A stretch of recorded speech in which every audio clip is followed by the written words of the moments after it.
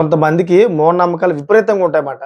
ఎంత విపరీతంగా ఉంటాయంటే, ఎవరో కొంతమంది మాలలేసి, కాషాయం బట్టలేసుకొని, నేను పెద్ద స్వామీజీని నేనేం చెప్తే అది జరిగిపోద్దని చెప్పేసి కొన్ని మాటలంటే నమ్మేస్తారన్నమాట. అటువంటి ఒక పెద్ద ఘటన జరిగింది.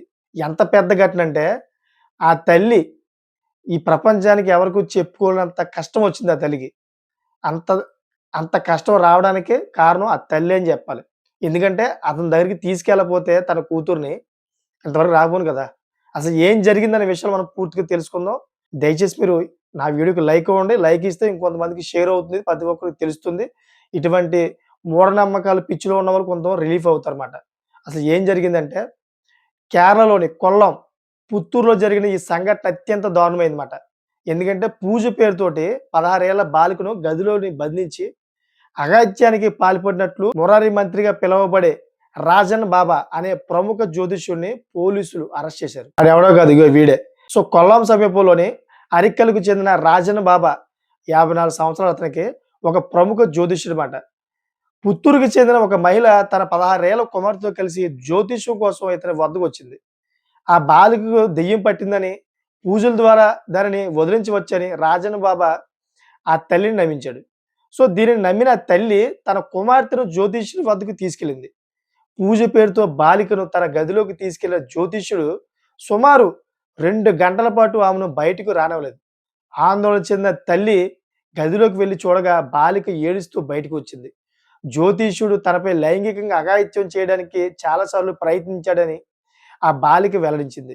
సో, ఆ తల్లి పక్కన ఉన్న స్థానికులందరికీ చెప్పడంతోటి స్థానికులందరూ కూడా విషయం తెలుసుకొని జ్యోతిష్య కేంద్రాన్ని ముట్టడించారన్నమాట. నిందితుడు వెనక తలుపు నుండి పారిపోయాడు. ఈ విషయం తెలిసిన వెంటనే. సో, బాధితురాలి ఫిర్యాదు మేరకు కేసు నమోదు చేసిన పుత్తూరు పోలీసులు రాజన్ బాబాను పోక్సో కేసులో అయితే అరెస్ట్ చేశారు. సో, జ్యోతిష్యుడు ఈ పూజా గదిని బెడ్‌రూమ్‌లో మార్చేసాడంట మొత్తం. అక్కడ రక్తం మరకలు కూడా ఉన్నట్లుగా అయితే సమాచారం అందుతుంది. నిందితుడికి తన భార్య, తల్లి కూడా ఈ క్రమంలోని అతనికి సహకరించినట్లుగా అయితే పోలీసులు చెప్తున్న కొన్ని మాటలైతే బయటకొస్తా ఉన్నాయి విచారణలోని. చూసారు కదా! మీరు మూఢనమ్మకాలతోటి కొంతమంది బాబాల దగ్గరికెళ్తా ఉంటారు. వాళ్ళు జ్యోతిష్యం చెప్తా ఉంటారు. లేదా మీకు జరగబోయేదేది, మీకు కష్టాలున్నా గాని, మీకు కష్టాలన్నీ తీర్చేస్తామంటారు. మీరు ఆ పూజలు చేయండి, ఈ పూజలు చేయండి అంటారు. కరెక్టే. కాదంట్లా.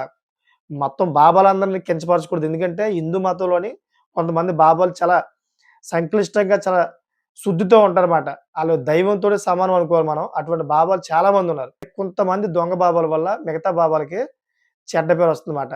అందుకని మీరు తెలుసుకోవాలి ఎవరి దగ్గరికెళ్ళాలి. ఆ వ్యక్తి ఎటువంటి వాడు, నిజంగా బాబా మంచివాడేనా? కరెక్ట్‌గా చెప్తాడా?